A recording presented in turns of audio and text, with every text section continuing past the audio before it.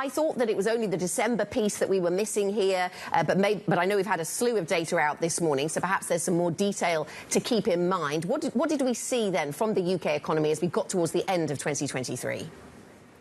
Yeah, absolutely. It's definitely been a big week for data. So the data out this morning confirmed GDP figures for the fourth quarter, and also confirmed that the data for the third quarter wasn't revised. So we now know that there's been, as things stand, 2 quarters of negative growth, and that means we're in a technical recession. There's still a chance that could be, revised away. We're only kind of marginally into negative growth territory. So, it's kind of it's still a bit up in the air in that sense, but we are technically in a recession now. But we've got a lot of other data out this week. We've got inflation out yesterday, and we also got the labour market data out on Tuesday, and I suppose that shows a bit of a more mixed picture, with unemployment still low.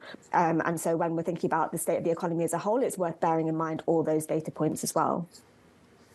Yes, and no doubt we'll return to some of those data points in just a moment. I suppose the thing we need to think about here is how this data on the performance of the UK economy compares to the expectations that the Bank of England had going into this, because, their economists don't have a crystal ball, just like, I'm sure you don't, Hannah, but what they were expecting to see here matters. My understanding is they were looking for something that was flat at the end of last year. So is the danger here then that this is a weaker economic picture than the BOE was looking for?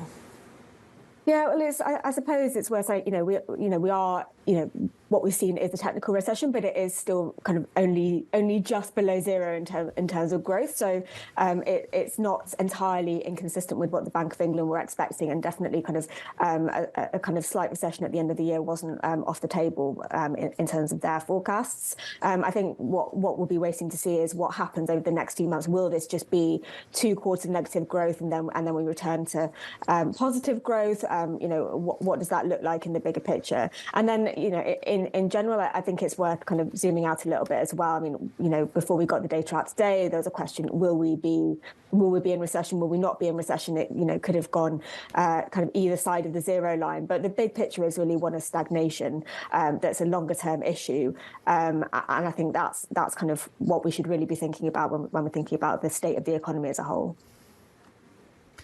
Hannah, we've been talking about stagnation for the UK economy for, I want to say, a couple of years now. That has been the risk. I'm curious about the timeline here. One of the most kind of shocking comments that came out of the IMF and Spring World Bank meetings, I want to say 2 years ago or so, was that the UK economy could be in recession longer than any of its G10 peers. In terms of time frame here, when could the UK economy get back on its feet? Well, it's, we could be kind of, as I said, it could be the case that we see kind of maybe a recession kind of at the end of 2023, and then also maybe a bit kind of early 2024, and then kind of quite quickly return to positive growth. But again, we're not expecting kind of a return to really strong kind of meaningful growth, in the short to medium term.